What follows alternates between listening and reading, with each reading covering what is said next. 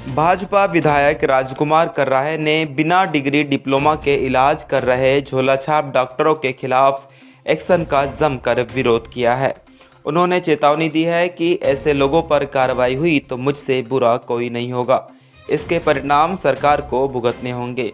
दरअसल मध्य प्रदेश सरकार ने 15 जुलाई को एक आदेश में कहा है कि गैर मान्यता वाले व्यक्तियों और गांव-गांव में प्रैक्टिस कर रहे झोलाछाप लोगों को नियंत्रित करने के लिए सख्ती से कार्रवाई की जाएगी।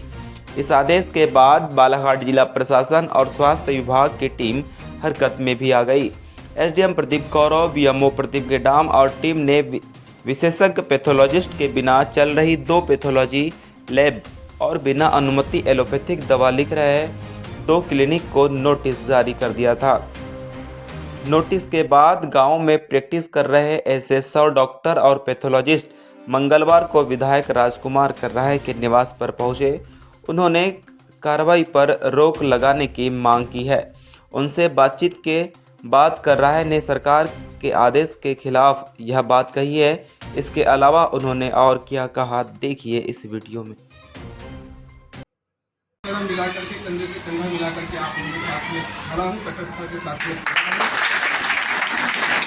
और साथ में जिस तरह से हमारे प्रदेश के अध्यक्ष जी से जब मैंने ये सारी बातों को जब रखा, उन्होंने भी गोसाइस्टार तरीके से इस बात को कहा कि मैं मुख्यमंत्री जी से इस मामले में चर्चा करूंगा। सारी प्रदेश के अंदर से बातें मेरे नॉलेज में आ रही है।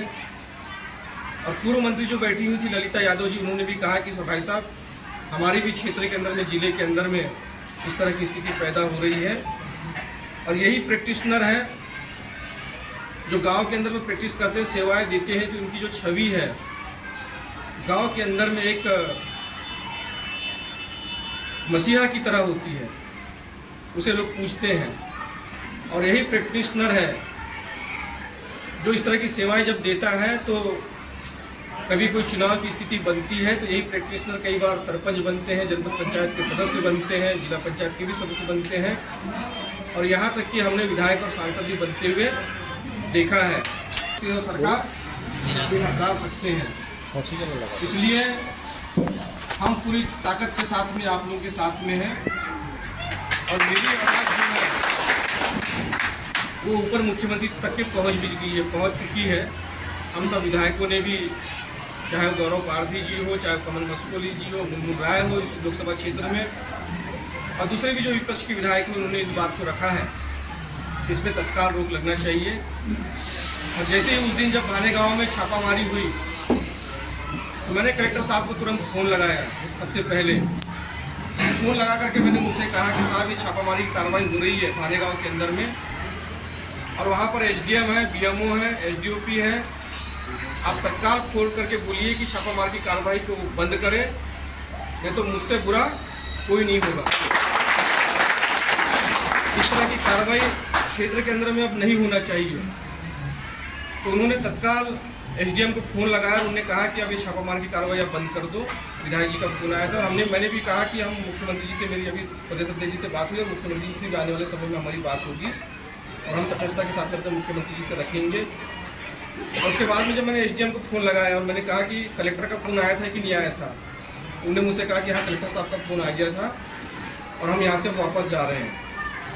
और कल भी मैंने एसडीएम, और कुछ ऐसी खबर मुझे ऐसी उड़ती शाम के समय मिली कि कुछ जो टीम इधर विषयवाड़ा की तरफ गई है। तो कल मैंने एसडीएम और बीएमओ से मैंने पूछा कि आप लोग इधर गए थे क्या कहीं, तो उन्होंने कहा कि नहीं गए थे। मैं, अगर मुझे ऐसा पता चला कि आप लोग इधर गए थे, तो मतलब अगर आप इस तरह से अगर घूमेंगे और डराने की हमारे प्रैक्टिशनर कोशिश करेंगे अगर, तो उसको आपको परिणाम भोगना पड़ेगा। फिर